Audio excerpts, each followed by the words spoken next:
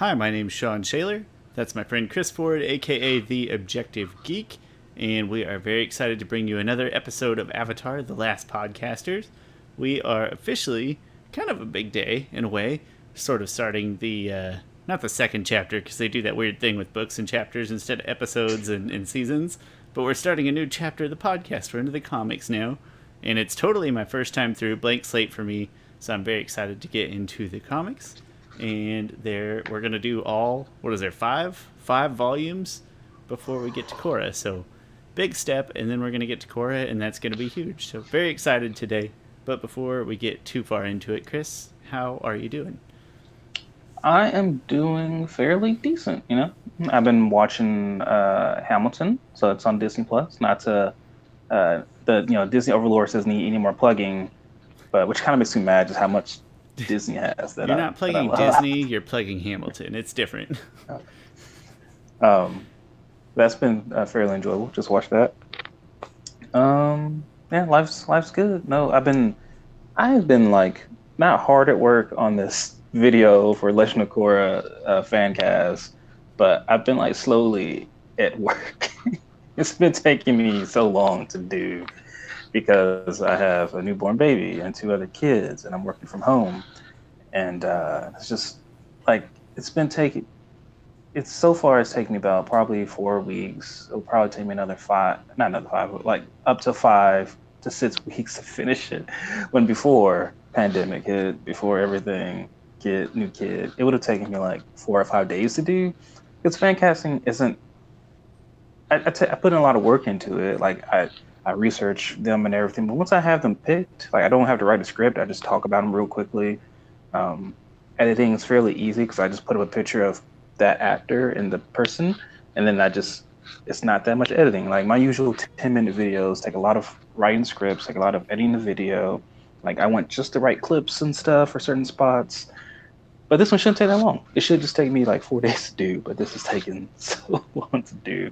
But I hope to get it out fairly quickly. I think at first I'm gonna get out a revisit of my Avatar fan casting. So just a couple different changes there. And then I am really excited for the Legend of Korra fan cast that I got going.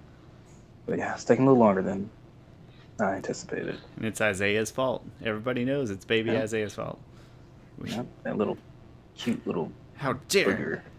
Yeah. I I'm very much looking forward to the Legend of Korra fan casting, but I also know there's going to be moments where you're going to say a character's name and be like, I know the name, but I got to Google that character to see why they're important, what the background is. I got to do some refresher. So are you going to do, is that going to be two separate videos where you do like Yeah, a at first, refresh of your avatar and then Korra separate? at first I was gonna put them together because I could just like easily just say, all right, here are the changes I would have made to my fan cast and some additions. But when I'm in the middle of editing right now, and so far I'm up to like 5 minutes, and I know the Legend of Korra one alone is going to be like at least 15 minutes, and I just will go ahead and just separate them.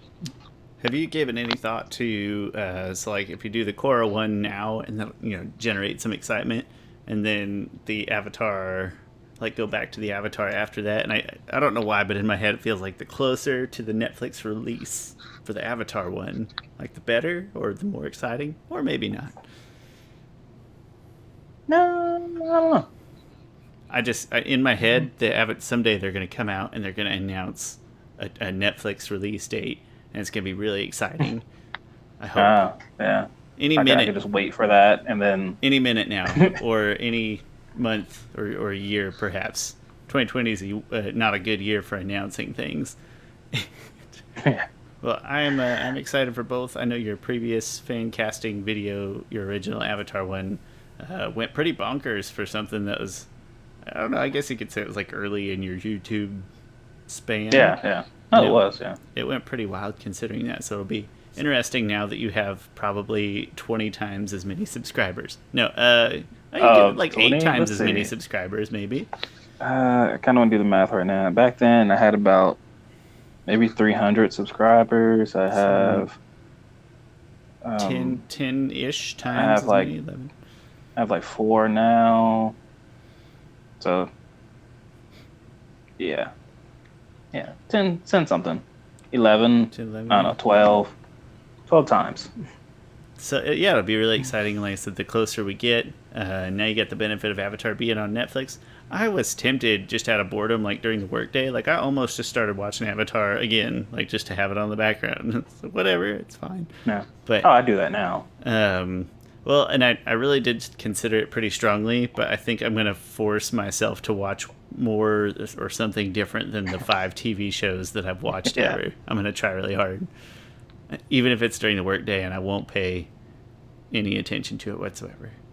So I'm going to step backwards a little bit in talking about my week. So I also watched Hamilton, and I felt really, really silly because I thought it was a movie adaptation of a musical. I don't know. I never read anything about it, and we were all excited. But I was like, I do genuinely, I hate those because like all the theatrical magic is gone when you put it in the movie form.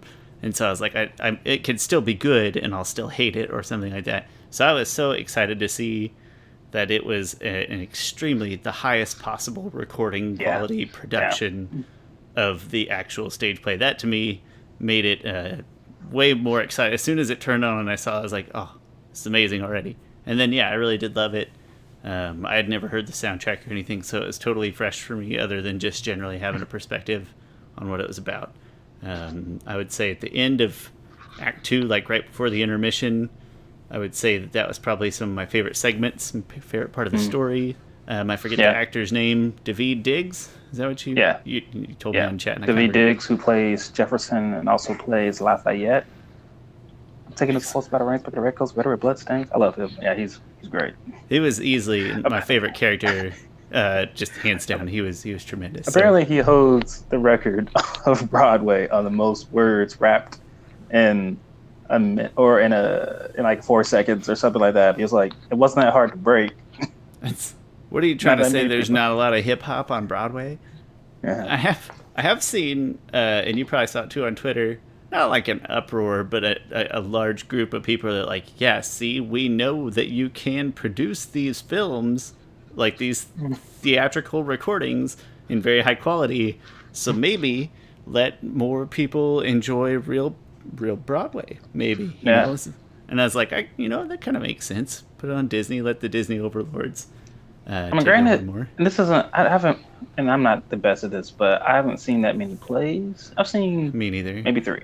Jamie will probably a much better question for this, but not every play is Hamilton, right? Like Hamilton, the whole stage is a character, all the choreography that goes into it.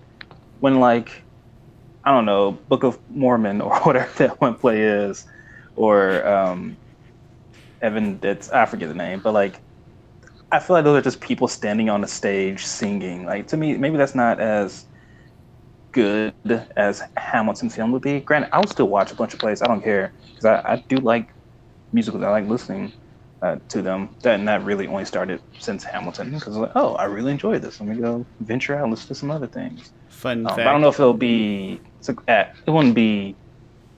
I don't think nearly as done well as Hamilton. It was just recorded top notch, and I mean, it's obviously not like I'm there because I'm sitting in my basement with my dog, but you know what I mean. It's as good as could possibly be recorded. Yeah. I mean, I think they did a good job of the marketing saying the best seat in the house is the seat in your house, because to me, if I bought a ticket to Hamilton, right, I've seen ticket prices. It's like $500 for the worst seats. Even on Broadway if you go in Kansas Chicago, City. Like you can go to Chicago in it. When I was there, it's playing in like 2 different theaters a mile apart. The cheapest seats in those in Chicago, not Broadway, it's like $80 day of cheapest seats. So like, what's left? Yeah, I think watching at home is possibly better than watching those seats. That's fair. That's fair. Fun fact about me that I don't think I've ever told you before. I love Phantom of the Opera. The movie, the stage play in and of itself, the music, everything about it. I have seen a musical group perform a live metal cover of the Phantom of the Opera theme song. It was like one of my favorite experiences in my whole life. What I'm getting at though is I agree on the part where you mentioned that the whole stage is part of the character and things. A good Phantom of the Opera production really has that vibe to it too, where the other maybe 2 plays I've seen in my whole life, I would totally agree that the stage is just a background. But that was a big part of Phantom of the Opera and Hamilton to me, is it all kind of lived and worked, and it wasn't just stuff painted on a wall. So 100% agree. That's probably not a theatrical person, but probably very hard to pull off and incorporate well. So long story short, this week I watched Hamilton. I did only watch it once because it's long. It's long. It's a commitment. What is it, 3 hours, give or take? It's 2 hours and 45 minutes. Yeah. And then I also, it seems like a small thing, but I shot a basketball for the first time in a really long time, and that was really engaging. And then the third thing, make it? I loved it. Did you make it? Oh, did I make it? I probably shot, I'm going to say I shot 100 shots, and I probably made 20 of them from mid-range. It was bad. It's been a while. Everything felt a little creaky, a little off. And then I was also shooting from the sides to try to avoid a truck parked in the next pretty close driveway. I didn't want to go to somebody else's driveway, shoot in their goal, and then hit someone else's truck with my basketball. So I was like taking these side shots. It was bad. The third thing, just a bit of flattery for yourself and myself, I'll pat on the back a little bit, is I have been attempting to help a friend start up his own podcast. Because he watches ours pretty regularly. Probably the only in-person, close work friend I have that keeps up regularly. I've had other people listen to it on occasion and say things, but he saw how much fun we were having, and he's going to start his own. It's going to be it's sort of an episode to episode about Pokemon. Only the difference being, where Avatar is very story driven. It is a narrative that was built first and then animated beautifully and built around that. Well, Pokemon was built to sell games, which came first. It went games and then trading card and anime about the same time. And so I would say he's leaning more towards comedy in his episode by episode rundown. But he is very excited, so I'm going to help him start that. And when that comes along, I'm going to absolutely plug it on here, because I was very flattered that he was inspired. We inspired a human. I was proud. Nice. And that's all I got. And then I have this last note here, just upcoming on ATLP. I already kind of talked about it, is we're going to hit the comics next week episode. Tune in next week, because that one we're very excited about. Something that I don't think has ever been done before. I could be mistaken. Dark corner of the internet that's done it, perhaps. I'm not sure. But next week, we're going to do something different and fun, and I'm really excited. So tune back in next week, and then we'll probably hit a couple of comics and hopefully get on to Korra. Very excited about that. Yeah, we don't have to do all the comics. And the comics are still continuing in between Korra. They're not done yet. So I think if we just get up to probably Smoke and Shadow, that would be good. Is that the 4th volume? I think so. It goes The Promise, The Search, The Rift,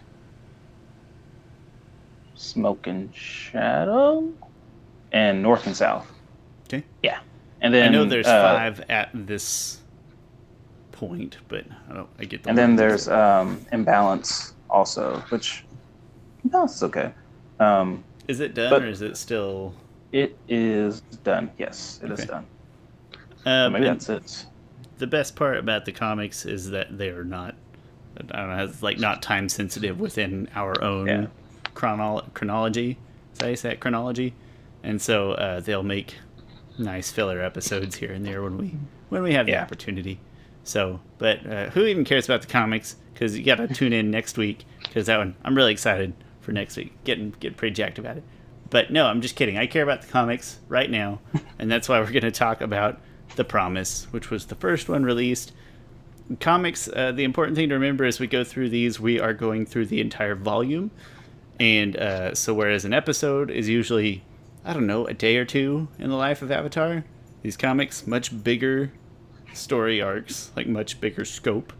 And so I would say that our reviews, our walkthroughs, probably much thinner, just in order to cover it all in a single episode. I don't want to degrade it, just little thinner, not quite as detailed, probably. We'll see. I'm not very good at shutting up either. So part 1, The Promise. I divided it, Chris, for your awareness. I know you're going in blind. I divided it into the 3 parts. Nope, personally. that's good. All right, yeah. So in The Promise, this takes place directly after the series ends. Most of it takes place a year after, but kind of the beginning takes place right after the series ends. And so Aang meets with um, the Earth King. I don't know how to pronounce his name. It's a I think it's Kuei.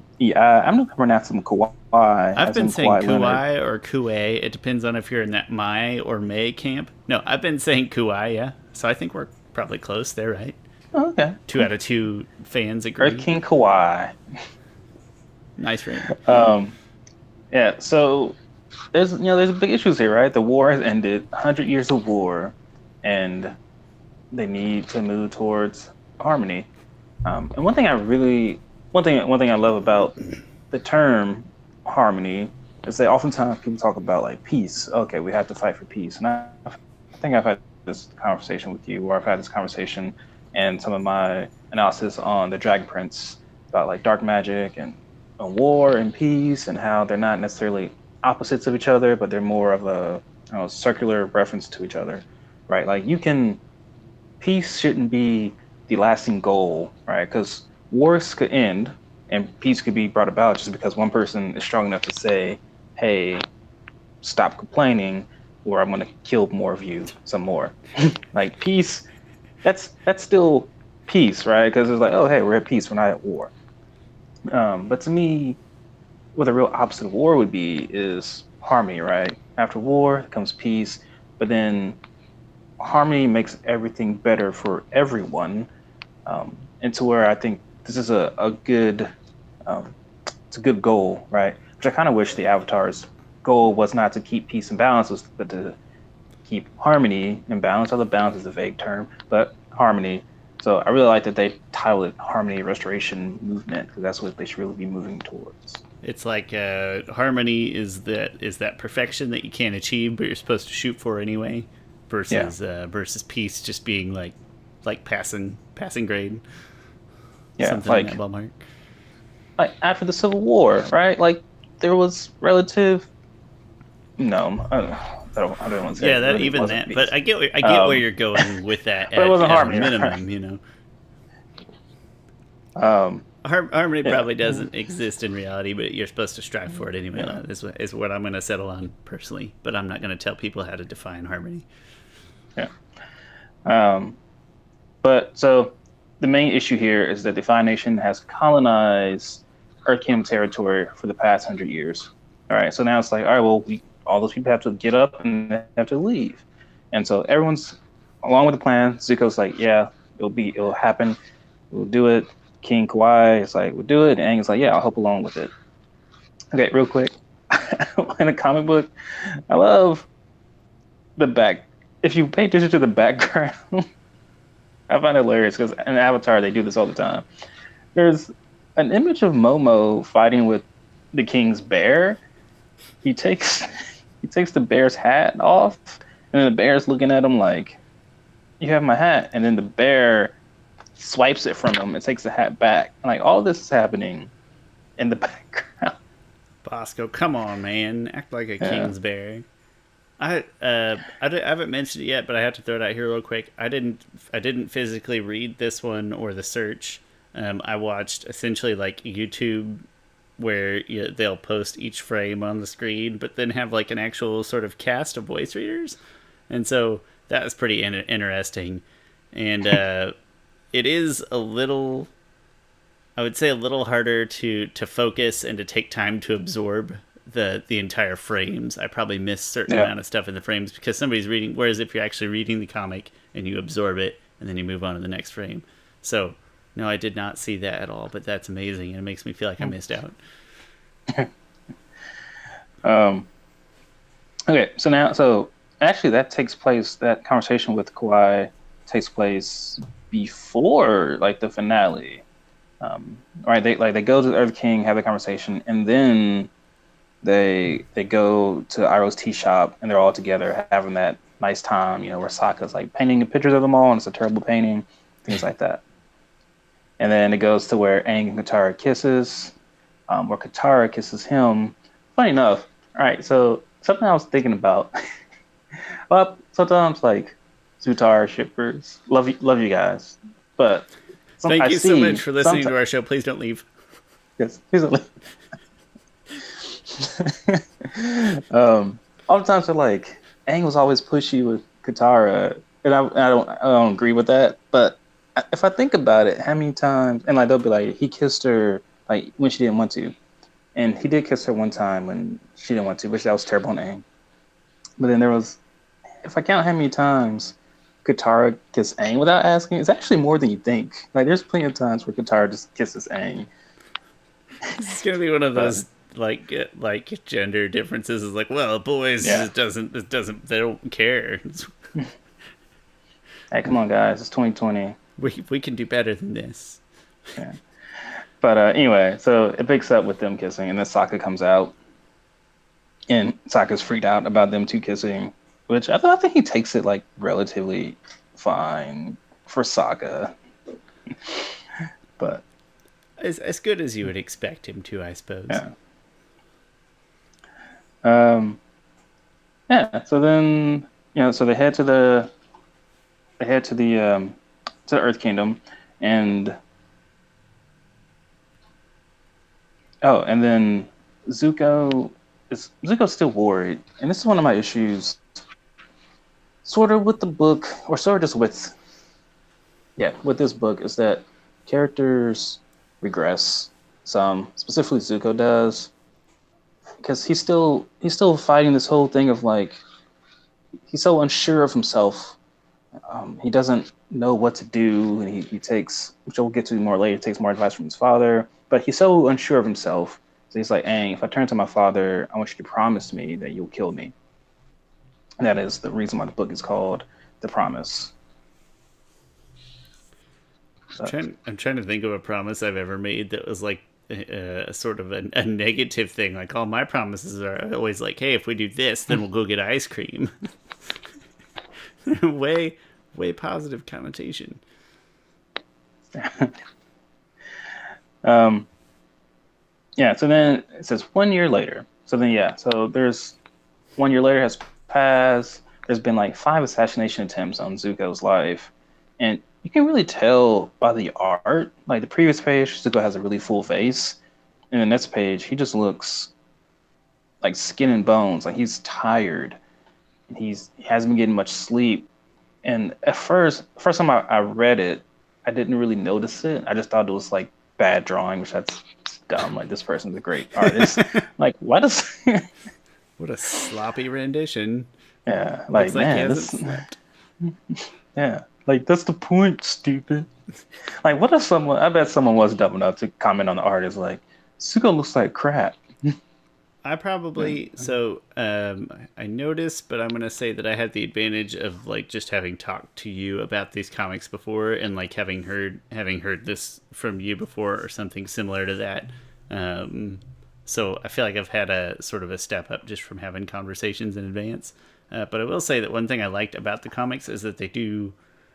I'm like two and a half through, but that they do that way more where there's more detail. Where I don't know if it would be that much more difficult to have that much more. I don't know how the I mean, they did artistic it project in. I works. think they did it in Zuko alone, right? If you remember Zuko alone, like he's hungry, his cheekbones are far more noticeable. I'm So I think I, they've kind of done it before. I'm gonna say everything feels a little more expressive in the comics is maybe the word I'm looking for. A little more at least. I get that, yeah. So another assassination attempt happens on Zuko's life, and he fights this ninja assassin type person who has like this chain and ball. And chain is a little weird because it easily wraps around Zuko's leg, and then you come to realize that it's an earthbender there to kill Zuko, and she says, Zuko's like about to kill her. Well, he's just threatening to kill her. It's like, convince me not to take your life. She says, go ahead. My family has been loyal to yours for generations.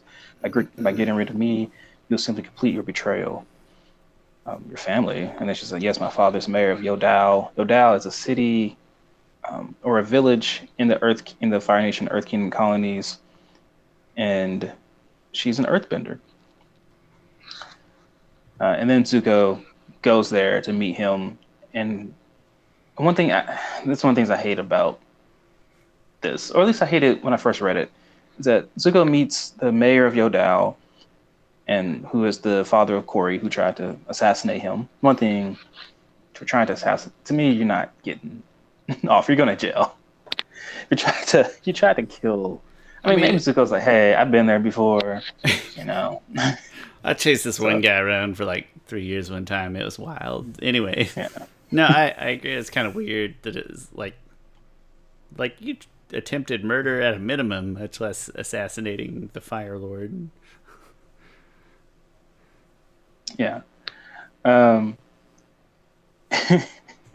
Anyway, the thing I hate about it is that the father is like disrespecting Zuko a lot, right? Because Zuko's like, I'm not my father, and then the guy feels mad at Zuko because the guy's Fire Nation. He's like, you shouldn't turn your back on your people.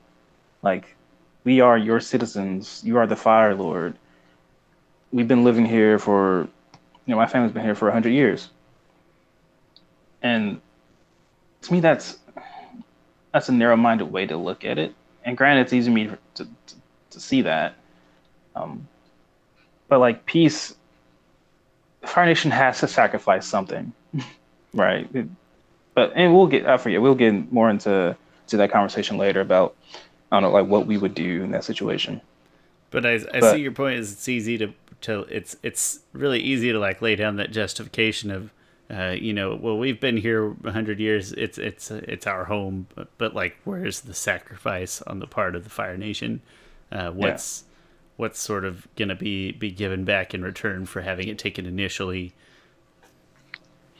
Yeah. So Zuko says to him, "You're Fire Nation citizens. You should live in the Fire Nation." And the mayor says, "You're right, Fire Lord. We are Fire Nation citizens. And I'll tell you this: your father would never have let the Avatar and the Earth King bully him into something so obviously bad for his own citizens." One thing, why would you... Dude just lost. Why are you gonna quote that guy? Yeah, exactly. Like, one thing, why are you trying? Zuko clearly took over from his father. He took the throne from his father. Why would your case be like, oh, you should do what this guy did before you, who you clearly didn't agree with? Like, that was the case. Trump would have done everything that Obama did. Like, someone was like, well, Obama. Yeah, well, he did this. Like, well, you know what? You caught me. Let's. Yeah. Oh, well, I should do everything Obama did. That's still, again, that's more excusable, because it's not even like Obama like lost it to Trump. Like, Obama could no longer be it. So that'd have been like who did he even run against? That'd be like Trump doing it like Hillary's way. Like, Hillary would have done this. And then Trump being like, you know what? Hillary would have done that. Let's do that. That's exactly, you nailed it. That's how he operates. Clearly. I mean, he operates the opposite of that. Yeah, that. Even I hope the facetious comes through in the audio only version of the podcast. Yeah. So Zuko then flashes back to him talking to his father about where his mother is, and he just kind of tells him, like, "Oh, it comes back. I'll tell you. Bring tea and stuff." And Ozai is kind of manipulating him. So I feel like Zuko's getting manipulated by Ozai and getting manipulated by random mayor, Fire Nation mayor of this Earth Kingdom colony that he's never met. Two people who he should not be taking advice from. So it just felt really stupid of Zuko to do. But one part that I find like weird is that which is just more manipulation when Ozai is talking to Zuko in his cell, and then like they have a conversation at the end there. Ozai's like, "You'll be back, and I'll be here waiting for you, son." Like, such a weird. I've never seen him call him son before. Just interesting. When it came out kind of creepy, but it could have been the voice acting from the YouTube video. No, it came out kind of creepy though. Yeah. So then after Zuko kind of gets from that flashback, he says, "I'm not my father." And then the guy says, "No, young man, you're not. Fire Lord Ozai had many faults, but he was never a coward. He was never a traitor." Like, no, you can't be like, "Oh, Hitler had many faults," but no, there's no but there. Just there's no but there. But he was a great speaker. That's like Wasn't nobody. You don't say those things. yeah. And also, it's not a bully. Like Zuko fought in the war against Zuko fought in the war to defeat the Fire Nation.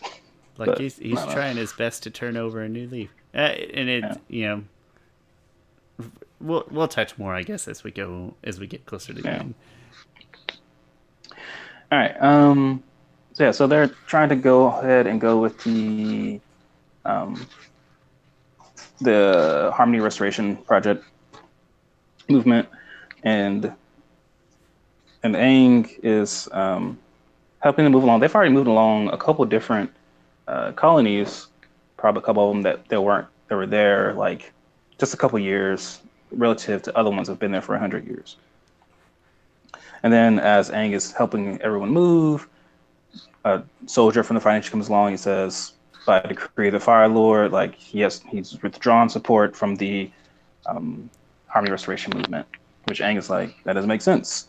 Like this, we all agree to this. Like I need to go talk to Zuko. But and then there's a B plot where Toph, which is interesting. I think this is the only graphic novel where there is a B plot. Most of them are fairly straightforward. And in my But opinion, there's a B plot. it's not a great B plot. I don't think so I either. did not like it at all. I It's. was like, we could just whatever. I They mean, I had to guess be doing something. it's nice to know how metal bending expanded, but also Yeah, I don't care for these other characters. no, me neither. Yeah, because you got the one who's all about doom, then you got the one who's all I hate it here, then you got the Richie rich girl. Yeah, and I don't care for any of them. They're all pretty on the nose, and it seemed like I mean, a little bit of filler. Like, hey, we kind of want to have Toph off doing her own thing and Yeah, fill yeah, out and the they do story. that throughout these stories, right? Like they have a character who is not important for that story, and either they're not there or they're just in the background. And Toph is definitely just kind of Makes me feel bad for yeah, Toph here. Like, you deserve a yeah, little better, but yeah. And she gets more in the Rift, but none in the Search. She's not in the Search at all, which is kind of sad. that's well. Sorry, that's probably an uncouth joke, but Toph in a book called The Search. Well, Toph would be great at searching for people, right? Like she'll be able to feel them True, out. she felt all those people under the mountain. Maybe she would be Yeah, extremely helpful. Not to mention, I bet yeah, she could have been pretty okay at keeping Azula locked up. yeah. Oh yeah, that would have been kind of helpful. Tune in next time for The Search. Also, so Aang is really concerned about the promise that he makes to Zuko. So he meditates. He talks to Avatar Roku, who has good intentions with his advice, but honestly, it's not good advice. Um, Yeah, but this I'm starting to see more and more where your disrespectful ranking for Roku maybe isn't all that disrespectful. I don't know. You basically said his heart is in the right place, but what's that phrase that Courtney Sappington used to say all the time? The path to hell is paved with good intentions, or something like that. yeah, So no, I'm starting to get some of your disrespect for Roku a little fuller, a little more detail. yeah, pretty much Aang is like, hey, like I don't want to have to kill Zuko. And Ozai's pretty much like, not Ozai, sorry, Roku's pretty much like, hey, Fire Lord Sozin never had his guard up with me. I could have killed him anytime. Just kind of Cool, man. and it's like, what kind of person would I be? A person who keeps his promises. Like as if that is You know how the end I all be mean, all of life is keeping your promises, right? even when Just those promises are bad. just Yeah. unequivocally, like no gray area whatsoever. Just like, well, gotta kill him now. That's what it takes to be a good avatar. You gotta give those people a ride, kid. Welcome to Brooklyn. It's unrelated. Just Yeah. just felt right. I mean, he says, a couple wise things here and there. Like, when you are in a position of power, you must put the needs of the world above your own. Which that's true. These are things that Aang in a way has been selfish, right? He's okay. That sounds terrible. Sorry, people who Not love Aang. I selfish love in Aang his too. own person, but selfish as an airbender. Yes, yeah.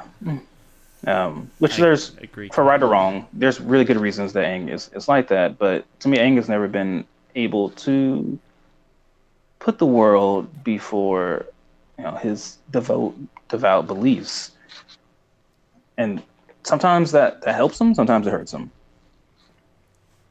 Um, he says again, remember the wisdom I offered you, Aang. You must be decisive, which that's stupid wisdom. It's That's terrible vague. wisdom, man. That's I that's do. just like if you. I feel like we are trashing on Roku, but I did, as I was going through this one, I did start to feel like more and more empathy for your original Roku ranking. I was like, you know what? Actually, this makes a lot of sense. And I don't even remember if at the time if we were trying to lump that in or not. But I don't know how I would be able to separate this tough Roku knowledge. I feel Yeah. bad for the guy. I knew he probably had a tough situation as the Avatar. But come on, man, you're the Avatar. So they land in Yodao, and Aang and them land in Yodao, and the Freedom Fighters are there. Smellerbee and Longshot are there, fighting to get to. They're protesting. Pretty. I mean, protest is always around, but there's a lot of protesting around Topical, now. yeah. Yeah. Topical To topping. yeah, to get the Fire Nation out. Interesting. Katara says, "Isn't that Smellerbee?" And Sokka says, "Yeah, he's with the Freedom Fighters." And then Katara's like, "She? You mean she's with the Freedom Fighters?" And Sokka's like, "That's what I said. She's with the Freedom Fighters." But just an interesting, Come on, yeah, Sokka. interesting thing that people continue to get things wrong. Anyway, so they're all happy to see Aang, right? Because Aang is there to, I think he's there to beat people's butts Kind of and wipe take, people out, yeah. yeah. That's, Anyway, so that's they almost go. like a Jesus metaphor, like expecting this person to come out and just like clean shop. And Yeah. Um, so Aang and Katara goes and they get behind the Fire Nation boundaries to go meet Zuko. One thing I hate about this book, Aang says before he goes, is like, "You ready, sweetie?" And she says, "I'm ready, sweetie." Like, I just hate the way they talk to each other. Like, to me, those just aren't natural words, especially when you just started dating. Well, this is 1 year ago. This is 1 year later.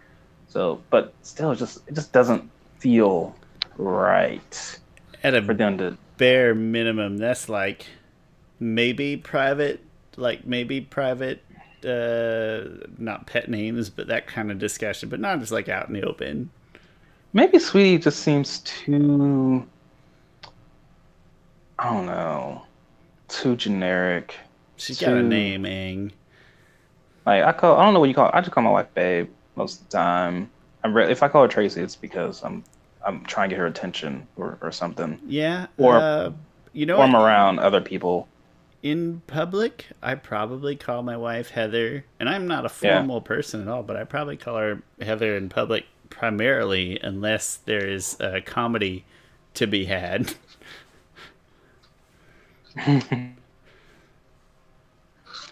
No, I agree But entirely. yeah, It that was it was just off like it putting. doesn't get. Yeah. The thing is, Toph feels the same way. She's like, "Sweetie, seriously," and it's like, "I know, right? So oogie." There is a really cool fan theory out there that that Tenzin named his bison Oogie because that's the name of the love that his parents had. The Sokka called them Oogie. I But mean, I'd buy. That's fine. I buy it.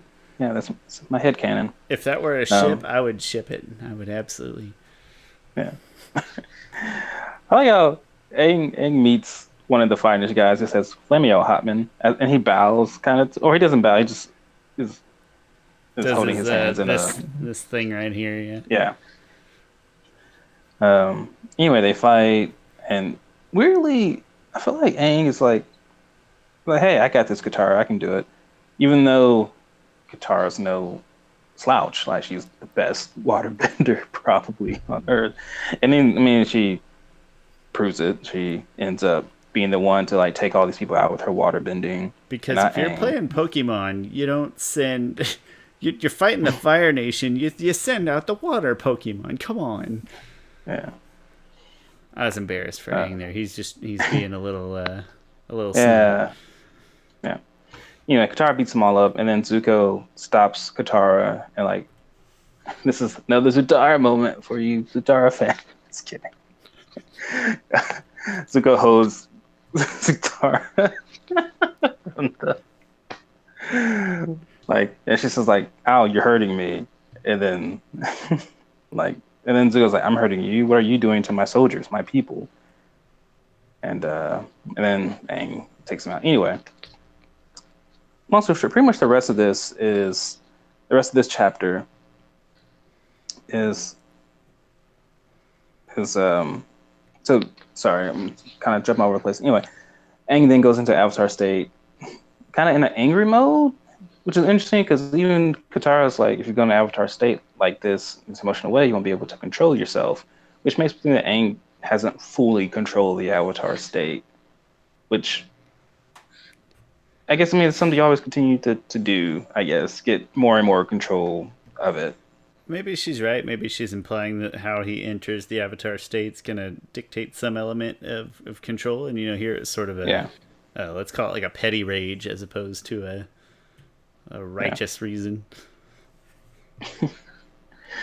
Anyway, and then Zuko's like, "Oh, everyone, calm down, and we could talk." And Aang's like, "Are you kidding me? That's what I've been trying to do this whole time." But so Zuko shows them around. He shows them that this town, this village has been around for 100 years, and it's like it's the best of both worlds, Earth Kingdom and Fire Nation. Like they both come together to make this town. But to me, this is the part where I was like, "All right, hold the brakes. This place isn't fair." Because there's one image where there's like a shoe shinesman person shine the shoes of this Fire Nation guy. And then even Katara mentions she's like, it doesn't seem like the Fire Nation citizens and the Earth Kingdom citizens share equally in that wealth. And Zuko says, it's not perfect, Katara, but all the city's people, including the Earth Kingdom people, are better off now than they were 100 years ago. Okay, I find, to me, that was a full stop point. Like, all right, this place needs a redistribution of wealth, right? Because the Fire Nation came in, took land, and then pretty much just had the Earth Kingdom people deal with like Earth Kingdom people to me from this look are second rate citizens. Like the Earth Kingdom people here are the blacksmiths who are supposed to be working underneath Fire Nation people. I don't know, to me it just echoes real world things. If I'm just in my head, I'm just imagining like plenty of pictures where black men were the shoe shines men and white people were getting their shoes shined by them. And then somebody being like, it's better than it used to be. Yeah, exactly. Like, shut the f up, Zuko. Like, I no, we need change here. I would say, and this kind of echoes my sentiments in real life. And hopefully, that's a good thing. Is I could maybe see not not having Aang like go in there and just turning everything on its head right away, but like I want to see tangible progress and real steps, like actual goals. And all right, it's better than it was 100 years ago, but how is it going to be perfect Yeah, and equal in just X number of years from now? And I want to see that if we're not just flipping everything on its head and kicking them out. You better put something down. Real life, real world kind of feel the same way. yeah. And Zuko continues to tell them about his interaction with that mayor and how The mayor was actually married to an Earth Kingdom woman, and their daughter was an Earthbender, and they all lived together. And yeah, pretty much just like, hey, Aang, like things are good here. Like we don't need to make any changes. And that's part also why it frustrates me because Zuko didn't come back with the change. Zuko knows that change needs to be made. But he was just like, hey, I don't want to change anything. And Aang is like, no, we gotta change something. And so it's I don't even say to me, insane. It feels like they've both just at this point still put their heels even farther in than they were to yeah, begin with. But yep. And then yeah, then that chapter ends with my May. Sorry, dang it, Shawn. I feel like I never called her my before that. is it because we said Yep. Kuai? Did that throw you? We can say Kuei. um, it ends with May getting Kyoshi warriors and getting them to be his bodyguards. Actually, it doesn't end completely with that. Sorry, that chapter ends. That pretty much he goes to his father and asks for advice. And then Does he tell the story in this one? Or no, I think that's the next one where he has the talk and tells the story from the beach. yeah. Okay, so I'm gonna go to part 2 now. If you're ready, Yep. the less interesting part, in my humble opinion. Yeah, part two is kind of just fluff. On both, Um, even in plot A, it's not as interesting as the first issue, but definitely because of plot B. But anyway, we'll go through it. yeah. So pretty much it starts off with Sokka with the team leaving Yodao to go meet with the Earth King. On the way there, they drop Toph and Sokka off at her Earth Kingdom Academy. Also, I want to say I love Toph's design. It's slight redesigns, but I think it really works. It's to me they made a lot of good changes to it. You probably didn't even really notice it, I but didn't. I was hoping you'd elaborate.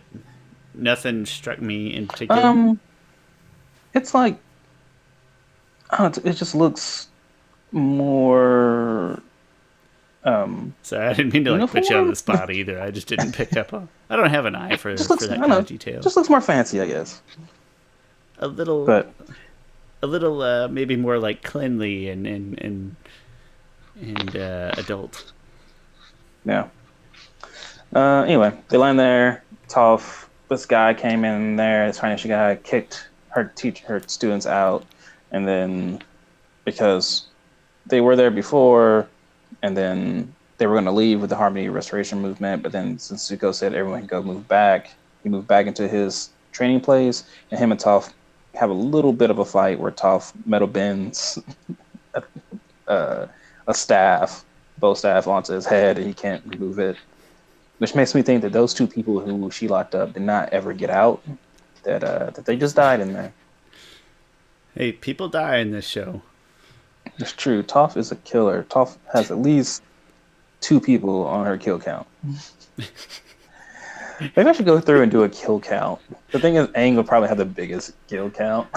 Probably. And It's in funny to the me because like my as the favorite Ocean Spirit. YouTube channel other than the Objective Geek channel, of No, course. Favorite YouTube channel is about horror. They do kill counts on like bad horror movies, and I love it. We should totally do a kill count. Korra got to kill some people. I think Korra has only really killed like one. Nah, she's probably killed a couple more people. Let's count Now it, I'm thinking and that. we'll remove the questions. We'll make it happen. But Toph, and she probably don't even care. Let's be honest. Does she have a conscience? Yeah, Toph's like, listen, those people are gonna they're gonna kidnap me. It's their own fault. Sure, my dad hired them, but anyway, yeah, they meet this fan club who are Avatar Aang fan club members, and the first guitar is a little jealous of them, the same way that she was jealous of like the girls on Kyoshi Island who were following Aang around, because Aang really loves the attention. This time it's a little different. Aang just loved people who really loved air nomad things, I guess, because they weren't really that. This club, the Bossy Say Club, wasn't that into all the air nomad things. They're pretty much just fans of Aang, but Aang still felt like he was happy to be around him. They redecorated their place like the Western Air Temple. They just put a bunch of things upside down. But And he's charmed. He's flattered. yeah, and then this is the one where Zuko goes back and talks to his dad, and then his dad, which is interesting. His dad says like, "Do you remember?" Like, to me, this is an interesting Ozai because he's bringing up happy times. He brings it up first. He's like, "Do you remember those family vacations we used to take on Ember Island?" And I don't know if it's the way that they draw him in this image, but he just seems maybe slightly more remorseful for those times. And that could be a reach. It really could be. Or at a very minimum, that like somewhere deep down in that horrible, awful exterior, there's still like a human heart that has good human memories and such. He's sad because he has to work so hard to find him. Yeah, that's why he looks upset. Yeah, so he says, he's talks to Zuko about this time that Zuko saw this hawk, just a hawk. That's interesting. I guess they just have hawks. Not even a chicken hawk, which is also a real world thing that sounds like an Avatar thing. Come on. Although this one looks like a bald eagle. That's a hawk. So I don't know. But it's a bald hawk. I do like the crab turtle. Crab turtle looks cool. Yeah, it does look pretty awesome. It made me want to Google if there were any crabs that... Is it crabs that get into random things and use them as homes? Like, there has to be a crab somewhere out there that went into... Like little hermit crabs you're talking about, where they'll just pick up an empty piece of trash that's litter. Like, has there ever been one that picked up, like, an empty turtle shell? Wait, are those ever really empty? Surely. Or are they just like... They do, because, like, birds will literally, like, peck and eat the dead turtle out of the shell. And then, so yeah, a crab could feasibly, like, move in there and get it home, right? I don't know how he'd get his little legs out of the hole, or if he just goes out the front and drags. I don't know how that works. I don't know crabs all that well. But I would believe it if you told me that. I was about to make a sex joke there, but my daughter's here. That's... I don't know why, but that makes me think of that scene in A League of Their Own where Tom Hanks signs the baseball for the kids. It's like, avoid the clap. Let's see here. I was Googling hermit crab and turtle shell, and yeah, nothing's really coming up. I would totally believe it, though. Like, if I saw it on River Monsters on Hulu or something, I'd be like, oh, yeah. Yeah, mostly just seashells. Boring. Yeah. Anyway. So he says there's a story about when Zuko, they were at the beach, and it's funny because he says you were probably about 3 years old. It's funny, there'll be like you see a 1-year-old Azula there. That'd be kind of an interesting picture. And Ursa's watching her because she's a good mother. People quit trying to tarnish Ursa's name. Yeah, of all the people that hated children. Anyway, he says a story about the hawk going to go attack the turtle crab, and Zuko picks up the turtle crab to protect it. But then he notices that he hesitates because he's like, I'm sure the hawk has kids to feed, or the hawk will go hungry himself. And in his hesitation, turtle crab got swept up in a wave. And neither one of them, the hawk didn't get to eat, and the turtle crab, I'm assuming, was killed. So one good thing for Ozai, saying he's a good father, is that he says, I dove in myself to save you. So hey, Ozai saved Zuko at least one point in his life. He cared enough for him that he dove in and saved him. This kid's gonna come in useful for hatching evil plans later. I gotta save him. Yeah. And then he realizes he couldn't firebend until like age 8, unlike Azula, who firebended at like 4. And at that point, it's like, screw you, son. Yeah, should have let you drown. I'm gonna say it was just fatherly instinct, right? Like, you may not even like the kid, and it just kind of kicks in when he's drowning. Well, somebody has to do it. And then as soon as you're out of the pool holding this kid that you hate, you're like, might have wasted my energy. Yeah, but this is as close to real human that I've seen out of Ozai yet, and honestly as close to like actual character other than just big bad guy that I've seen out of him yet. So I dug it. The story, the whole interaction in itself, maybe not as part of the bigger story here. Yeah. And so far, Zuko still doesn't understand what he's telling him. It's like, I came here for advice, not you to tell me little histories about me being a kid. And then he's like, I'll tell you later. So then that kind of ends that. And then the B plot comes in again, Toph telling Sokka about how she met all of them, how the her meteorite bracelet thing would vibrate when she was near them, which maybe makes me think that she'll be able to find, I don't know, Sokka's space sword. Like maybe it vibrates at a Oh, different, I don't know, be so frequency cool. that she can find Sokka's space sword. I miss the space sword more than I miss certain family members. Yeah. Um, and then let's see. So eventually, Ozai tells him like Ozai tells Zuko because they meet back again together. And Ozai tells him like, you still don't get the point of story. And Zuko's like, you're right. I should have stood up for the hawk because the hawk was strong and stuff. So I should have stood up for that. And then Ozai's like, no, you're still not getting the point. It didn't matter who you chose. Whatever you chose was going to be right because you are my son, and whatever choice you choose now because you're the Fire Lord. Like things, what do you say exactly? It says, what I'm saying is there is no right or wrong apart from what you decide. Who you choose to defend deserves to be defended simply because you chose them. You are the Fire Lord. What you choose by definition is right. Which is a And little that's a bit like that kind of at least parallels Roku's take of like being decisive and taking action on it. Like it's at least a parallel that to what Aang's getting on the other side of like this yeah. sort Oh of yeah. pointed action in a bad direction maybe. Yeah, and this is one of the interesting things about this book is that they do parallel Zuko and Aang with their predecessors, right? Roku is giving advice to Aang.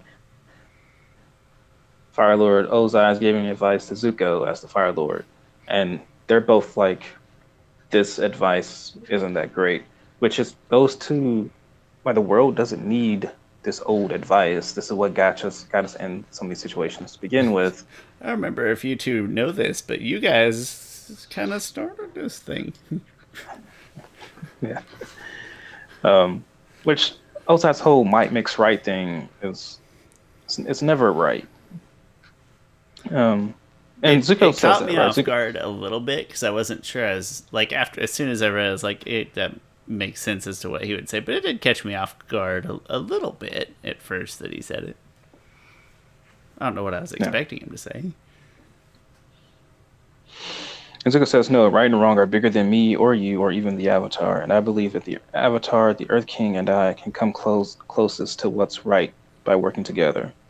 Which is, to me, that train of thought is good, Zuko, right? You want to get things as right as possible. That is harmony. You might not ever be able to achieve true harmony, but through talking, through listening, you can get close to it. And it's probably a sort of a state of flux. Like right is sort of based on what you know and you're able to do right in this instant, and the next moment you know that. So yeah, it's more of a like scientific process than it is a fact fiction thing.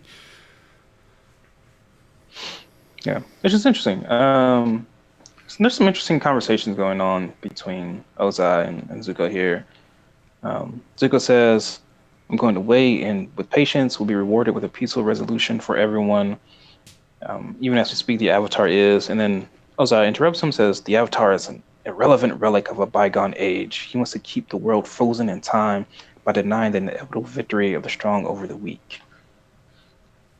And then Zuko says, Avatar Aang is my friend more often than not. He's been on the side that's right.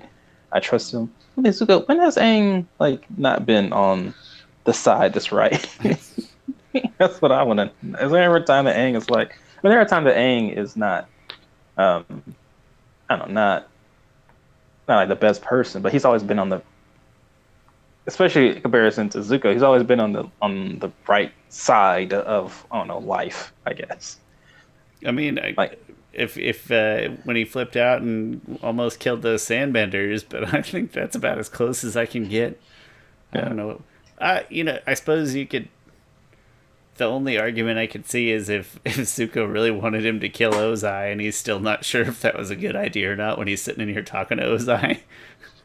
Like, instead of just energy bending, if he's like, you really should have just killed him. Maybe that, in his mind, is a gray area. Yeah. Okay. Yeah. I don't know. I can't think of a real good time, but I get what he's. It's colloquial. It's. What am I trying to say? It's figurative.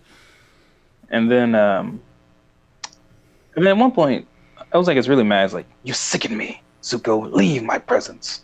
So I was like, who are you to talk to me this way? Have you forgotten your current place and leave my presence? Which is like, come on, Zuko, you're the Fire Lord. Like, stand up for yourself. Like, it was just why I'm like, man, there's just character regression here. Like, to me, that's not the same Zuko who stood up to his dad, who was not in a place of power at all, but stood up to him. And here, he's in the place of power. It's either good writing or it just frustrates me. At Which least sometimes good writing put him in the frustrates me. cooler for a day or two. I don't know. Yeah. I think I would just firebend in his face right there. Like, you wanna make right? Justice. Yeah. Because that's what Batman would have done.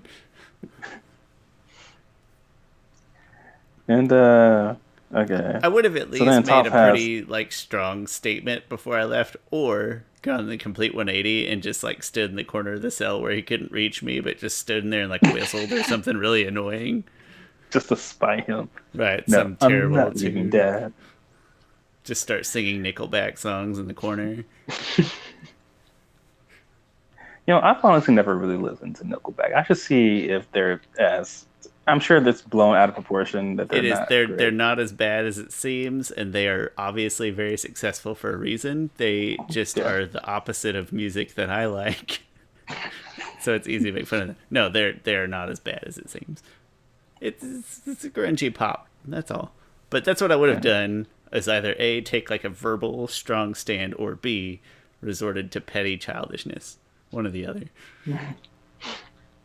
Okay, later on in the book, we learned that Sneers, who was part of the Freedom Fighters, is dating the girl Corey, who was the Earth Kingdom, the girl who got Earthbend, who was also part of the Fire Nation. And they kind of have this discussion, this debate over he's on the Freedom Fighter side, she's on the opposite side, whatever. They're part of it. I'm only interested in that because it's a running joke that he landed a hottie like her. I like that running joke. Little rom-com action in there. That's the C plot that we didn't know we needed. Ooh, yeah, true. The B plot continues. Toph creates this metal flying board, which looks awesome. But I'm not that interested in that. Yeah. You could probably sum this up, or at least I would like to, for the sake of time. And that is this where they kind of develop their little challenge with the existing guy to whoever wins this challenge gets to keep the dojo. And I don't remember what it is. Teaching her students to metal bend in a couple days or something like that. Yep. Done. And then at one point they. Oh gosh, what happens? Aang talks to the Earth King Kawhi, and he's pretty much like, "Nope, I'm not gonna talk. Time for talking has ended. We've been 100 years of war. Zuko made a promise. He should have stuck to his promise. We had a agreement." And then he's like, "Nope, we're going to war," which is good for him. Honestly, I don't know. You get to a certain point where you can't wait. You can't wait for justice, right? Justice will. There's a Martin Luther King quote that I can think of. Seldom with oppressors. Oh gosh, I feel bad that I can't think of this quote. I feel like I should say another Martin Luther King quote to make up for that. Just pull out a different one that you like.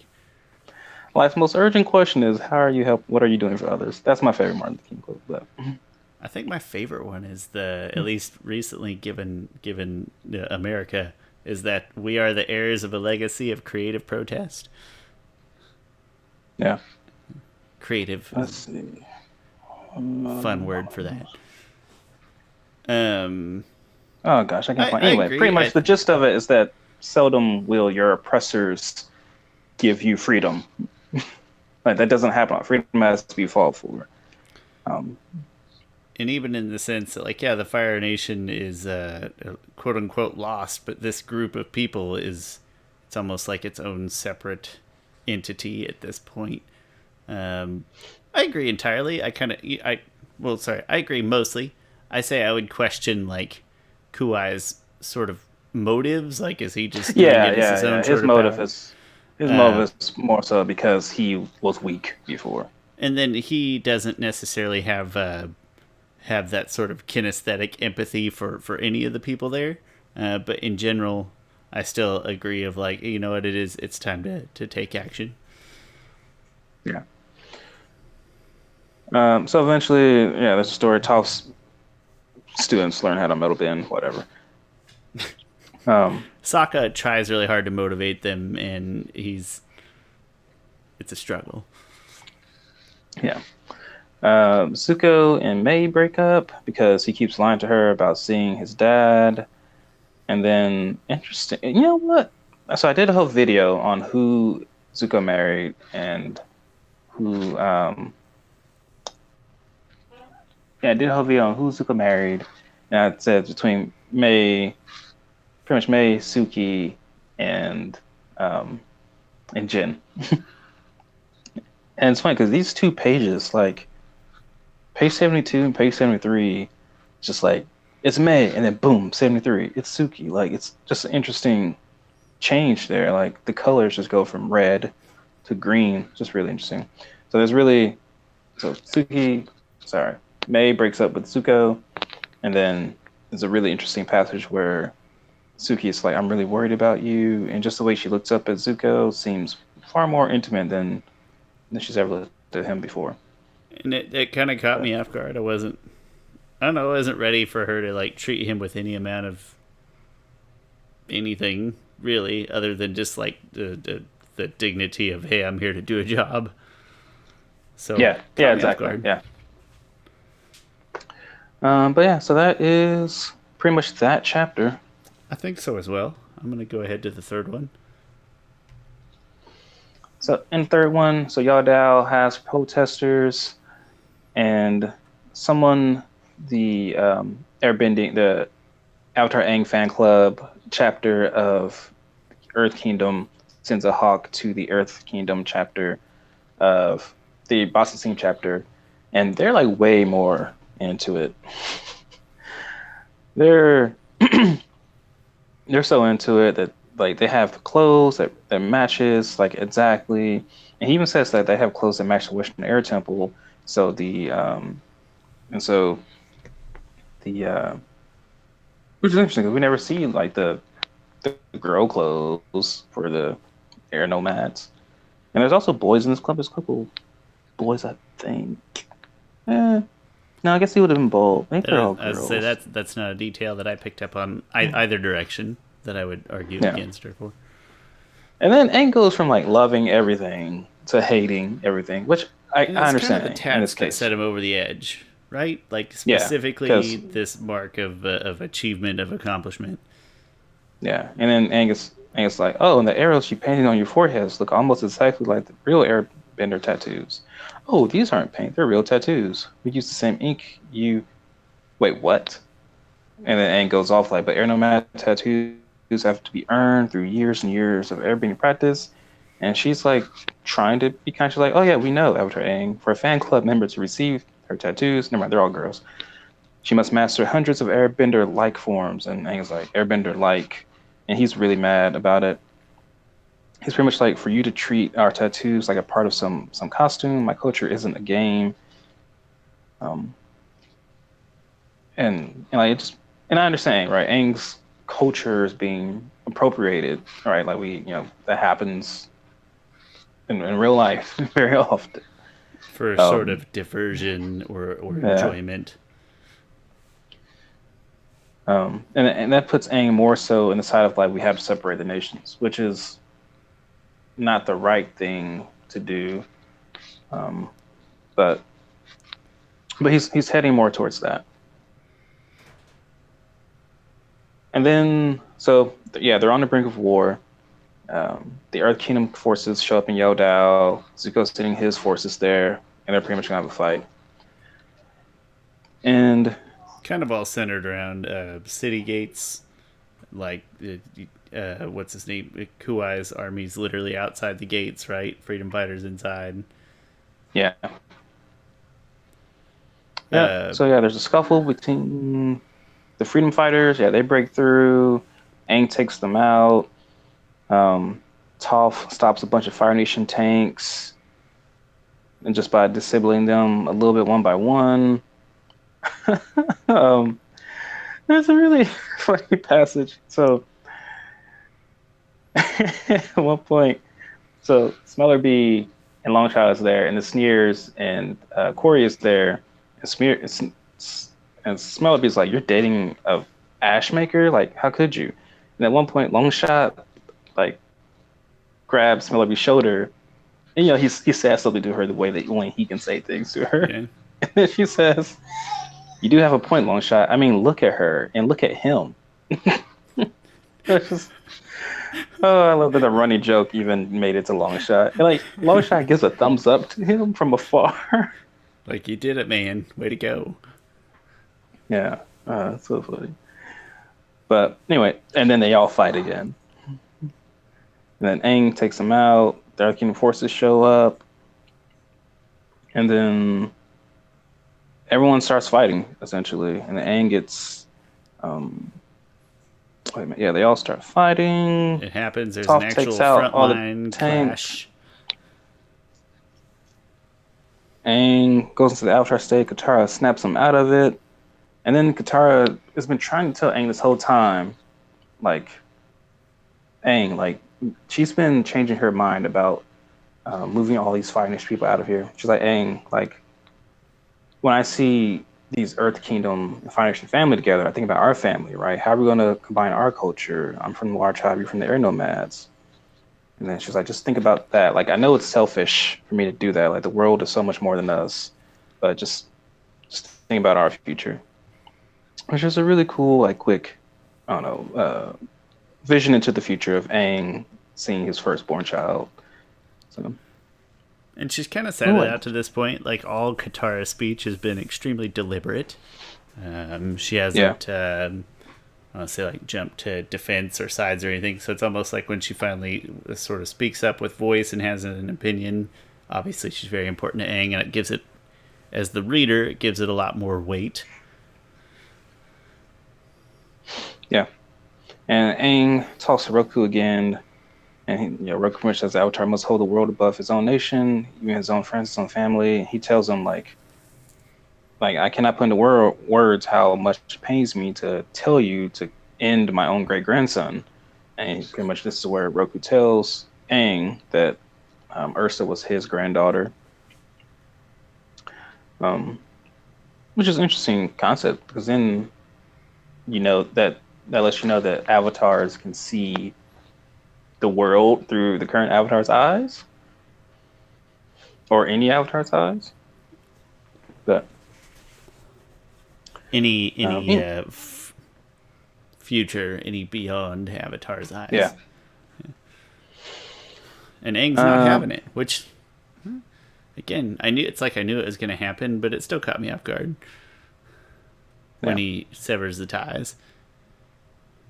Oh yeah, so how do you feel about Zuko wearing like the Phoenix King kind of hat? I mean, I guess it's not the Phoenix King hat, but it looks like it a lot. You know what?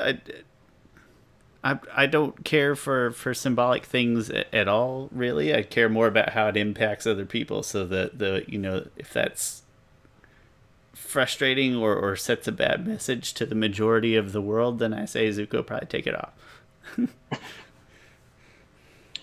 Anyway, so Aang goes to the Avatar state, and he separates them all by creating a huge like fissure separating all the armies. Zuko's about to like fall to his death, and then Aang saves him in the Avatar state. That was weird. Aang didn't need to be. There's a couple discontinuity errors here.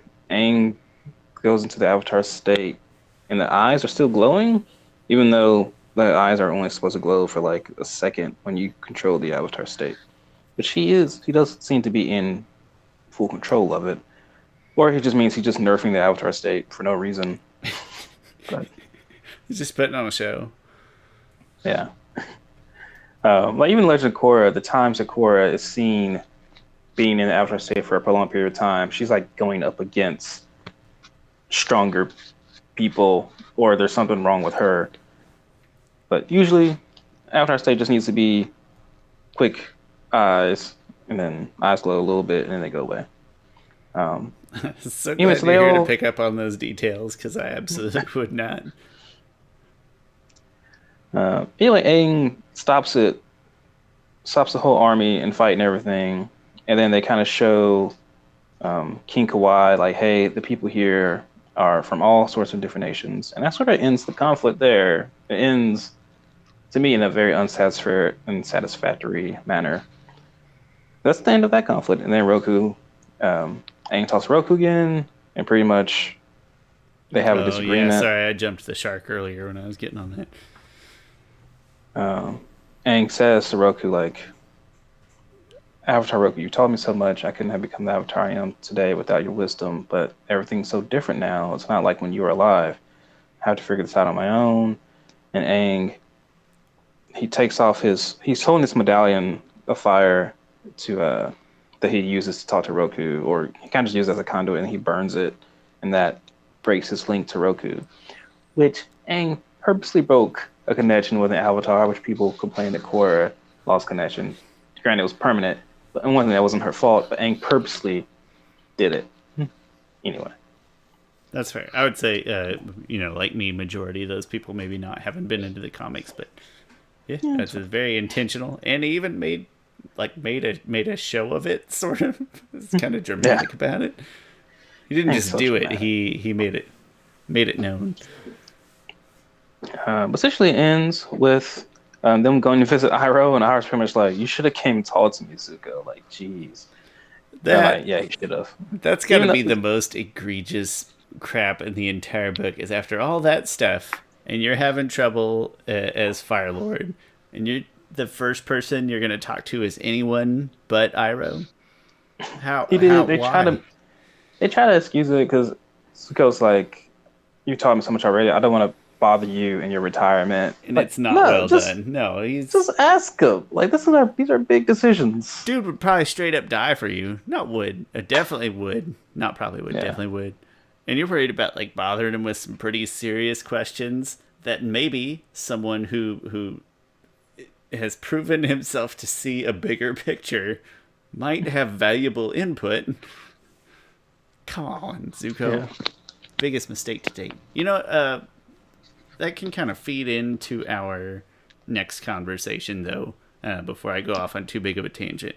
Well, so I do love how it ends with Aang taking the Air Club, the Avatar Aang fan club is like, you guys need to become more than that. Like, I'll make you air acolytes, like who actually teach them, which is really cool. Cool concept. Like, even though you're on air nomads, Aang still wants to pass on the teachings to other people. But Katara is like far off in the distance. She's like, I'm no air nomad. I'm like, I'm Water Tribe. Water Tribe. Shoulda got a clan. No, it's a really touching gesture, especially at this point where he still is the last Airbender. So, like, yeah, what better way to at least teach things as well as you could possibly teach and pass them on? Yeah. And then it ends with Zuko calling in Azula so she can talk to their father because he's not giving him much information on their mother. I forgot that was the end. Yeah. So really, to me, to sum up the promise, it asks a lot of interesting questions that I don't think it answers all that well. But to me, it's mostly just set up for the search. I would say that the ending is not satisfactory, as you mentioned earlier, or even just how you said it there, maybe not answering all of our questions precisely. but at least, well, I don't even know if I was gonna say at least things turned out okay, but as you mentioned, it still doesn't address the existing issues. It maybe like prevented another small war, but I think the part that makes it satisfactory is it doesn't address what's happening or what has been happening in that specific colony or other colonies for 100 years. But so we might want to touch on that in this next discussion that we have. We decided to keep people in suspense. No, just because it's more appropriate to talk about here, that we wanted to discuss what we would have done, or like what different pieces, what routes should have been taken in this book, in this graphic novel. Yeah, so like I said, the search asks a lot of questions, like how do you heal I from promise. 100 years of war? How do you make amends for the travesties that have happened? And yeah, and just how do you go about it? So they're stuck in this predicament where the biggest issue here is that okay, the war's ended, but there are colonies that the Fire Nation is running and ruling that are on Earth Kingdom territory. The initial plan was just to move them. And the issues with that is that they've been there for hundreds of years. People have, made that their life, both Earth Kingdom and Fire Nation. Can I And throw in here too? Is that just not even on top of the ruling? Is that the whatever infrastructure that colony had, if you're going to leave it in existence as it was, well, all that infrastructure was built on inequality and injustice in the first place. So even if you just let it be as is, which is kind of what happened. it seems like that's even the future comics. I feel like they never really addressed that. I think they're fine. They're fine with that inequality going on. Fire Nation's still running the place. Although they do. Never mind, because they do eventually set up a council with members of every single nation there. It's the UN. So maybe that was the although Avatar universe. to me that still isn't good enough, right? That's like hey, we got a black president. Like they didn't solve all the inequality problems. No, Chris, in our world, get a letter in the mail that's like, "See, everything's fine now." Like his that's black president is. This reminds me of a Chris Rock joke of like about OJ. He was like, black people were way too happy when OJ got off, as if like they were there, like as if they won something. He's like, I go to my mailbox every day, still didn't get my OJ check. Did you get your OJ check? I did not. But he was like, look, that was not the one we should have been celebrating, people, which they shouldn't be. It's because he did that. A solid allegory here. Yeah. I didn't know that about their I already forgot what you call it, council. I didn't even know that was coming. Yeah, well, at least Republic City has a city council. Which I'm assuming because the United Nations of Republic, I think that's what the whole thing is called. It takes up all the Earth Kingdom colonies of the Fire Nation colonize, not just Republic City. It's actually a pretty big part. But okay, so on to this part here. One of the reasons that I would say, okay, don't push them all out, is that they made it seem like that was land that wasn't really being used before. Like or at least a not colony planted, not something taken over.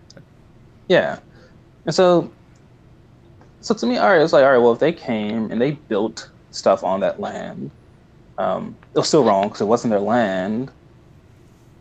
But still, there's so much inequality going on. To me, maybe you keep those people there, but you have to make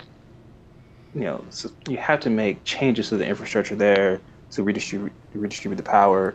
Also, maybe charge them a higher tax, just because they have to feed the Earth Kingdom, like they have to feed into. Oh, I don't know how. I'm assuming Earth Kingdom do have taxes because even in Legend of Korra, the Earth Queen apparently was taxing the people too much, And there was one point where, and that's one of the reasons why they hated the Earth Queen, which I feel like you would just get to a whole nother situation where if those colonies felt like they're being taxed too much, they would just be like the United States. So like, hey, we're being taxed too much. Like, let's go and fight. And it would just been another war. It wouldn't be harmony, right? We're trying to move towards harmony. Just start it all over again. Yeah. Um, so to me, I was fine with them not moving. At least some of the ones that weren't that settled, just move them back. Just whatever. You're not far enough. There's an You move them okay back. chance, we don't get a lot of context, but there's an okay chance that some of them might be happy or at least apathetic. Like, yeah, we're going to get transplanted over here. We're going to the Yeah. motherland. Like, it's going to be, we don't have to be in the middle of the Earth Kingdom anymore just because somebody planted our parents here 100 years ago. Like, there's probably not universal hatred towards the idea from the fireside also. So yeah, some of those just transplant them back. So to me, keep the you keep the colony, but you have to address the issues there, and maybe do that through taxing the rich way more and investing that into everybody. That way, the funds are redistributed, because this is Earth Kingdom. Like they need, and and I feel like I'm biased because I'm black and I believe in reparations, but they need something. And Grant, when I say reparations, I don't mean like, hey, give every black person $100,000, which, hey, that would be great too. But I more so mean like reparations maybe through free college education, lower interest rates, business loans, things like that.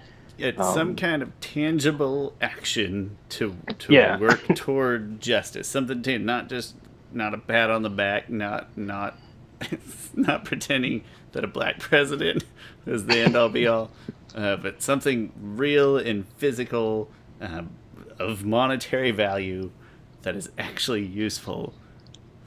now I'm thinking about a Dave Chappelle skit where black people got reparations and in like the stock market like crazy because like brands like KFC stock went up and like food went up and like this one random person became the richest person in the world because he won it in like a crap game or something. But, If there's irony there, it's that Yum Brands, who owns KFC and Taco Bell, and for the record, Taco Bell used to be one of my favorite restaurants. Not so much anymore. Big Trump supporters, so I remember that Dave Chappelle skit, and something about Dave Chappelle that I always find important is that first of all he is funny as hell, but second of all I personally, maybe not everybody, maybe not more educated people, but I feel like I almost learned something every single bit he does. I come away with like a seed of actual knowledge after laughing my ass off at whatever it was. He has this weird ability to paint, which comedians do this, right? They I feel like certain comedians do this, not all the comedians, but certain comedians, I think a lot of black comedians do this, like they do this whole thing of, you laugh to get through things, right? You paint a picture of the world, and through making exaggerations of things or pointing things out in a funny way brings kind of attention to it. Dave Chappelle recently have just been like, he's been relentless almost. Like, this shit isn't funny. Like, he almost very aggressive in his nature. Especially his most recent 846 stand-up he did, which yeah, that was almost unfair to enthralling. call it comedy. I laughed maybe 4 times in that span of time. It was a platform at a minimum, but yeah, like I said, you almost don't want to just disrespect it by calling it comedy. Yeah. It was great, by the way. Go watch it. He's done still it on Netflix all throughout his career. Like he talked about how, and he's from DC. He was like DC was terrible in the 80s. He was like, because cops would just this one this one joke where he was like, which so things aren't funny, but when it's like when cops go into someone's house and it'll be a black person's house and they'll shoot the person and kill them, all right, which is what happens and sadly in the real world, right? Breonna Taylor. And then in it, he was like, the cop will be like, all right, sprinkle some Coke on him, and we'll just we'll just say he was. And this was a running joke. Just sprinkle Coke on him, and you can get away with it. That's actually one of my favorite bits. Is when it's something about the cop showing up at his house, and he's like, "My house. It's not a nice house, but it's like way too nice. When they see me in there, they're not gonna think it's my house. They shoot me and sprinkle the Coke on me. Sprinkle some Coke on me." And the veteran cop talks to the rookie cop. Is like, "I've seen this before. Apparently, he broke into the house and hung up pictures of himself and his family all over." And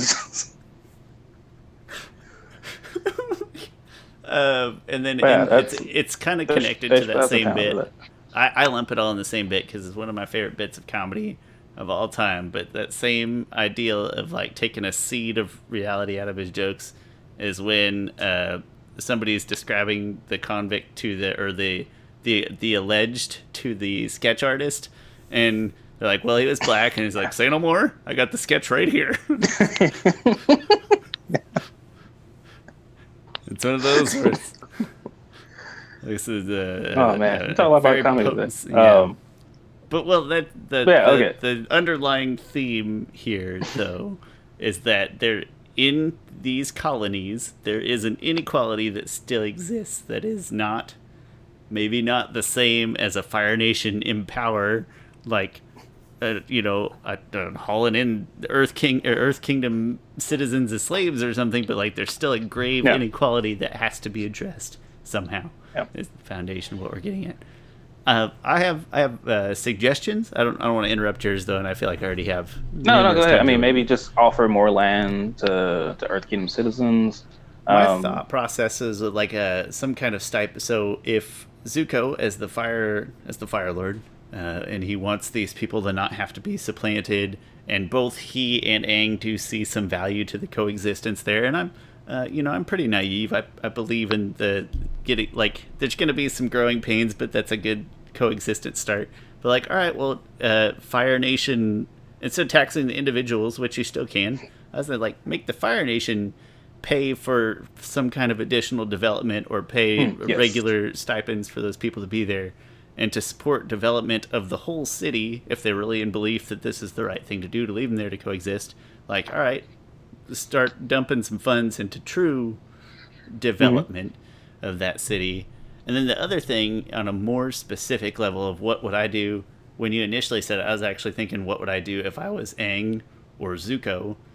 And the initial answer is I feel like one of the issues I have with this book is I feel like based on what we had seen, you mentioned it with regression, the characters at the end of the TV show, if they had been translated the way I feel like they should have been translated, they would have came together and they would have had this talk and that much sooner, and that visit, like before the things got dire, before the war actually started, like there would have been good conversation in a way that then that visit would have still meant something to Aang and Zuko. Neither one would have had their feet dug in quite as far, so they would have had more productive talks like you and I are having talks about it right now. It's like, hey, how can we make this work instead of why does this need to happen definitively versus this. I feel like the characters that we left off the series with would have started those talks earlier, and it wouldn't have gone smooth or super easy, but Zuko wouldn't have just ignored Aang's requests to the point of escalating to the brink of another war. And that made me really mad, honestly. I don't know how, it's very disappointing.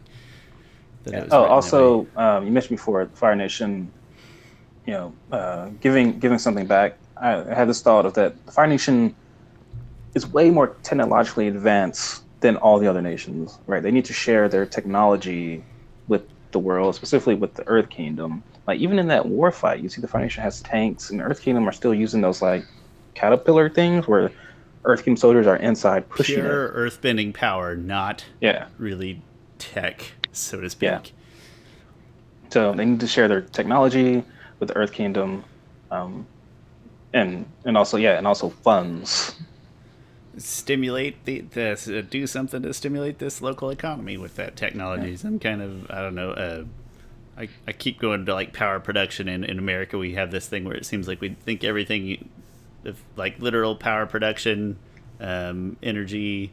And so it's like, yeah, some kind of power plant or something that's fueled by Fire Nation tech and Fire Nation people that creates equal jobs and funded by the Fire Nation government and all that stuff. Like there were far more satisfactory solutions than what we got at the end of this. Also, I meant to preface this conversation with saying like these are huge conversations, and that that even our I think more thoughtful solutions in the book are probably far more simplistic than what the real world would require. But I think those are fairly decent starting points. At a minimum, I would say I'm happy that at least, obviously, I being the person I am, and I assume you agree to some extent. It's like, yeah, I think we're happy that the foundations of coexistence happened. We just wanted, and that's the thing. Roku was wrong. Ozai, of course, was wrong, but Roku was wrong about this whole thing about the separation of the four nations. Aang, this is the one time where Aang was quote unquote wrong to begin with, but as usual, he finds his way. He always does. Yeah. Which is like one thing, the whole thing about the Avatar needing to keep balance between the four nations, like that wasn't the original intent of the Avatar. When Wan died, he wasn't like, I'm going to keep balance between the four nations. He's like, no, I want to keep peace and harmony and balance using Rawa's light spirit.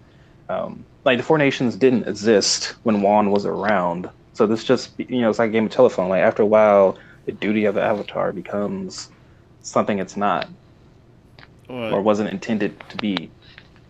And just the idea of balance being obtained, equality. I'm going to call it equality just for the sake of this comparison. Being obtained by separating things. Like I think we all know how the separate but equal trope actually goes, and it ain't good.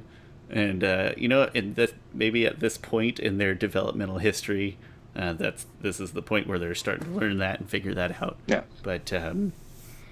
Yeah, this is getting me amped up for Korra for like more grandiose social reasons. It's getting. I do think Korra to me asks way harder questions, and sometimes it answers the question. Sometimes it doesn't, at least in the way that it doesn't have Korra herself answering them, but the whole kind of world answering them. Like book.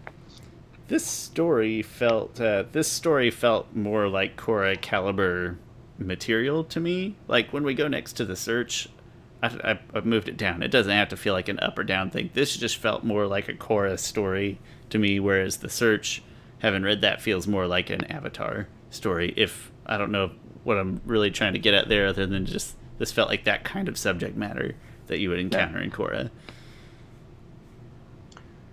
All right. So any listeners out there, just let us know what you would do, I guess. Heavy political stuff, but we'd love to hear it. And Chris, I meant to ask the other when I initially heard you say what would you do, and I was thinking like Aang versus Zuko, and I was like, well, if I was Zuko, I would probably be trying to convince Aang not to kill me. Like, no, hear me out. I know Roku's telling you to kill me, and it probably seems like you should kill me, but just listen. I was curious if you had any thoughts on that part in particular. Also, like if you were Aang or if you were Zuko, what would you differently if I was initially? Specifically, if I was Zuko, I would, I wouldn't just immediately side with my people, right? Because at that point, you're taking that staunch stance of like, nope, we're not moving, right? There wasn't no really talk there. You just went straight to, would I have that conversation with Aang? I don't know, send a messenger hawk or something. And don't put up a bunch of guards, like welcome Aang into the I mean, I guess he had to put up guards because the protesters were out there, and they get to the assassination attempts was maybe the assassination attempts. Yeah. So okay, guards might be. Come on, he's the Avatar. Like it wasn't him. Yeah, he could still communicate with Aang. He can tell the guards like, "Hey, guards, if you see Aang, let him in. The Avatar, the one that him." So that would have also solved a lot. He's the one with the tattoo on his head that's not a girl. Yes. In the fan club.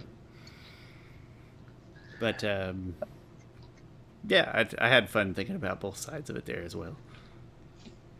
Also, I would not listen to my dad one bit. Nope, definitely going to Iroh first. I don't care what Yeah, anybody says.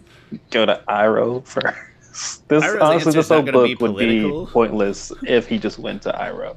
That's true. We would not have needed this. And I know we're bashing it pretty hard here, and there's still some good to be had here.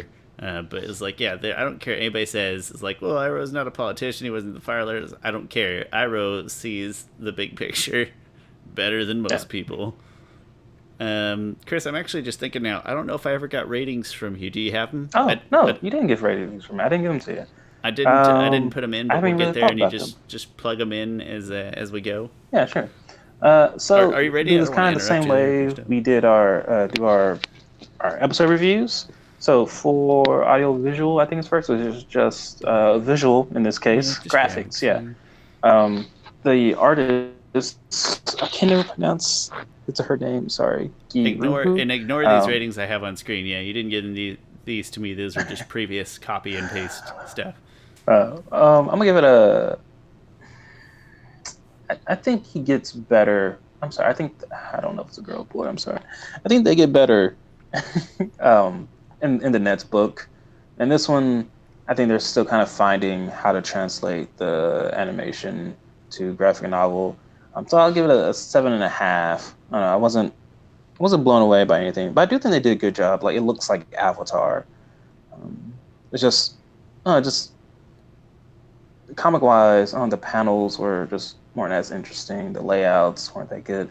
Also, sometimes there was confusing times with the lettering, where I felt like one bubble should have been somewhere else. Would have made things flow a little better. That's more of a nitpicky comic book thing. I mean, but the art, it's graphics and it is a comic, so nitpick away. yeah. I mean, the art's good. It's just, I don't know. I think I would have just liked something more grand. Although sometimes there's really good panels. Like, actually, I feel like I'm going back on my word now. Maybe just that first chapter. I don't have it put down I'll in give it an stone, 8. so you get to go back. Give it an 8 out of 10 on the graphics. Story, give it a 7. I think it asks a lot of really interesting questions, like I said before, but doesn't really answer them. So 7 on that. Memorable, it sits in the 7. 7 on that. So 7, 8, probably that's a 7.4, I'd guess. 7.3, yeah, 7.3. Yeah, I mean, sounds good to me. 7, so not 8.7, 7.4. Mine, I'm not going to repeat everything you said. I ended up at 8s across the board in the long story short bit. So in the graphics, they were really good, but they weren't great because it just every once in a while something felt really off, and there were some panels that were messy to me. So good, but not great. So 8 sounded good. Story, I thought it felt like a brave attempt at a very potent story, a very big topic. I'm going to call it a core topic. I don't know what else to call it. And so that was sort of admirable, but it didn't pan out. But I was still, for the first comic, I was kind of impressed. Like, hey, you went there right out of the gate, and that's pretty cool. So I gave that an 8. And then memorable, it's hard to say because it's the first time I've ever read it. But I do think that I do think the underlying concepts of this will stick with me for a long time. Big chunks of it are totally forgettable, but I think the underlying story that they tried to tell here will stick. And so that left me with an 8, and that kind of represented my feelings. Like 8, it was really good, but not great. Just enough flaws with everything. So if you had a 7.3 and I had an 8, that's going to put us at like a 7.6 overall, give or take. 7.6, which is again, this is a first attempt. It's never been done at this time with Avatar. You're taking very dense, heavy subject matter and trying to stuff it into a book, and it was admirable. I haven't from the search. I do agree with you that it seems like certain things get a little more refined, or more importantly to me, the story that is told in the search feels like just a better Avatar story. Like, we get more of the types of interaction and characters that I want personally out of my Avatar show. But, I could be jumping ahead. I will say, for the search, we're going to attempt to have a guest talk about the search. Somebody who Everybody's favorite guest. Everybody's People have favorite guest commented that they love this guest. One of our 2 top favorite guests on this show. It seems unfair, but we love them both. Chandler, come join us again someday. And so, yeah, we're going to have a guest. We'll get to that in a couple of weeks. As Chris mentioned, we don't feel like we have to finish all the comics. We'll sprinkle them as we're able, as time permits. But not next week, because next week, something totally different. Big. It's going to be huge. Must watch. Must watch. I don't know. I hope it doesn't come out where like I'm really happy about it and everybody else thinks it's stupid. But I'm really excited about it. So, thanks for watching this week, of course. But if you would please come back and check it out. Next week's episode should be a lot of fun. Chris, any parting words of wisdom after a very heavy... Yeah, it's a pretty heavy episode. Yeah. Be kind. Solid, yeah. Be kind. I like it. I'm going to just Justice in a Batman... I don't have a good Batman voice, but you get the point. My name's Justice. Shawn. Thank you. That's the real word to take away from this. And if anybody knows how to get justice the right way, it's Batman. Hey, quick question. Heather was curious, and I forgot to ask you sooner. Has the baby Batman quilt yet been used as a cape? Because it feels like that's like a rite of passage for a quilt. It has not been, but my kids do use their other blankets as capes, so I'm sure one of these days they'll happen. So. And that feels like the right thing to do with the Batman quilt. My name's Shawn. That's Chris, aka the Objective Geek. This has been Avatar: The Last Podcasters. The Promise. Thanks for listening, and come back next week. Join us again. If I can find the button here. Here it is. All right, I'll talk to you later.